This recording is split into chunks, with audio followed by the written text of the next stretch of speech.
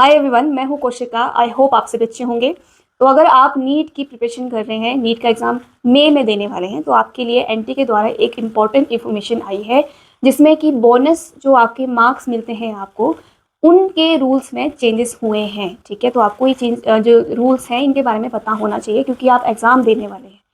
तो बच्चे काफ़ी गलती कर सकते हैं, तो इसीलिए देखिए यहाँ पर कहा गया है कि जो आपके बोनस मार्क्स होते हैं, बोनस मार्क्स मतलब कि जहाँ पर क्वेश्चन गलत है या फिर ऑप्शंस गलत हैं या फिर एक से ज़्यादा ऑप्शन जो हैं सही हैं, तो पहले क्या होता था, बच्चों को वो मार्क्स दे दिया करते थे। ठीक है, चाहे आपने अटेम्प्ट किया है नहीं किया है।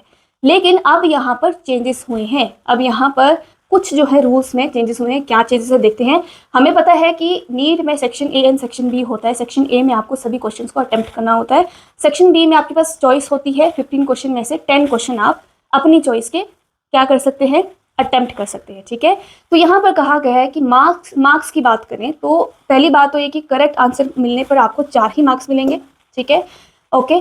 अगर आपकी कोई क्वेश्चन गलत है तो नेगेटिव मार्किंग होगी -1। ठीक है, अगर आप कोई क्वेश्चन जो है नहीं आंसर करते हैं तो वहाँ पर आपको 0 मिलेगा। ठीक है, अब यहाँ पर ये 3 चीज़ें काफ़ी इंपॉर्टेंट है। देखिए, यहाँ कहा गया है कि अगर किसी एक क्वेश्चन में एक से ज़्यादा ऑप्शन सही है, कैसे, मान लीजिए ए आ गया, बी आ गया, सी आ गया एंड डी आ गया। ठीक है, ये आपके एक क्वेश्चन के ऑप्शन है।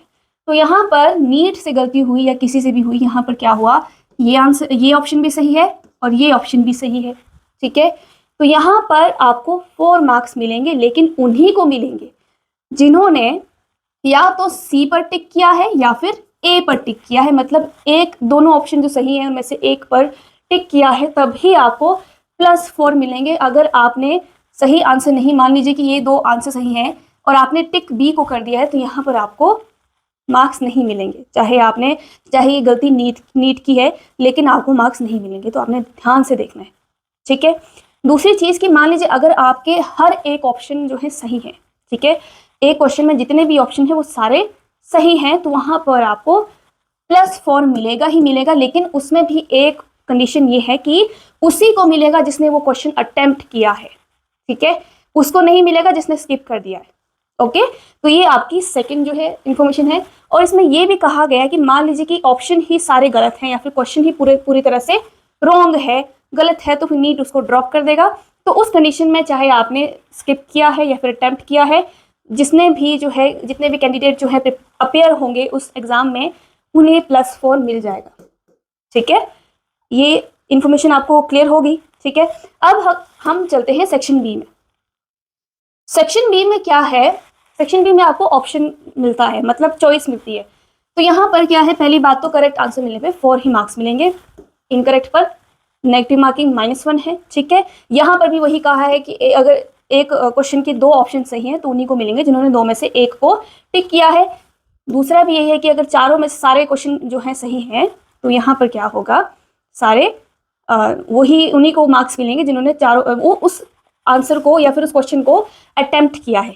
ठीक है, और यहाँ पर क्या कहा है, if a question is found to be incorrect और the question is dropped then 4 marks will be, ये तो आपको पता ही है, ये सेम ही चीज़ है जैसे कि सेक्शन ए में हो रहा है। लेकिन यहाँ पर क्या है, यहाँ पर एक और चीज़ ये कही है कि अगर कोई जो कैंडिडेट है, ठीक है, अगर मान लीजिए कैंडिडेट ने क्या किया, कैंडिडेट के पास सेक्शन बी में चॉइस दी गई कि आप 15 में से 10 क्वेश्चन अटेम्प्ट करेंगे, तो आपने मान लीजिए 5 से लेकर 15 तक जो है क्वेश्चन अटेम्प्ट किए, बाकी छोड़ दिए, 5 क्वेश्चन आपने छोड़ दिए।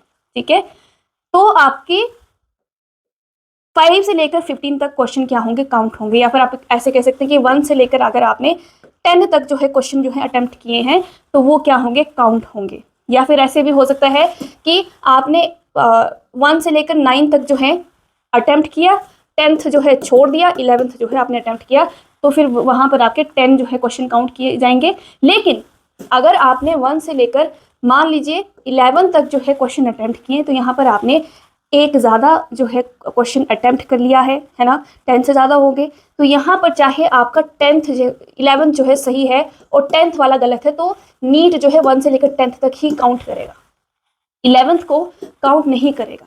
ठीक है, क्योंकि आपको सिर्फ और सिर्फ 10 ही क्वेश्चन अटेम्प्ट करने की चॉइस दी गई है। आप ये मत सोचना कि चलो मैं सभी को अटेम्प्ट कर देती हूँ तो जो सही होगा वो नीट ले लेगा, ऐसा नहीं होगा। पहले जो 10 होंगे उन्हीं को वो कंसीडर करेंगे, ठीक है। अगर आप चाहते हैं कि 10 क्वेश्चन आपको दिए हैं, ठीक है, अगर आप 15 में से 10 क्वेश्चन अटेम्प्ट ही करेंगे तब ही आपको जो है मार्क्स मिलेंगे। तो आपने कोशिश करनी है कि वही अटेम्प्ट करें जो आपको पता है, जो आपको सही लगते हैं, जो आपको पता है कि नहीं ये मैंने किए हैं। एक्स्ट्रा करने की कोई ज़रूरत नहीं है, ना ही आपको मार्क्स मिलेंगे, कुछ नहीं मिलेगा, ठीक है। ओके, 10 ही क्वेश्चन आपने अटेम्प्ट करने हैं। तो बच्चों ये एक नोटिफिकेशन थी जो आपके लिए इंपॉर्टेंट है, क्योंकि अब जो है बोनस रूल में थोड़ा सा चेंज हुआ है। तो आपने अच्छे से सोच समझ कर जो है क्वेश्चन को रीड करके, ऑप्शन को रीड करके क्वेश्चन अपना आंसर जो है टिक करना है, क्योंकि यहाँ पर आप जो है चेंज आ गए हैं, ठीक है। तो ऑल द बेस्ट, आपका एग्ज़ाम जब भी होगा, 1 महीना तो ऑलमोस्ट है आपके पास अभी, तो ठीक है। आज के लिए इतना ही, मिलते हैं नई वीडियो के साथ। Thank you. तो मुझे यही इन्फॉर्मेशन आपको देनी थी।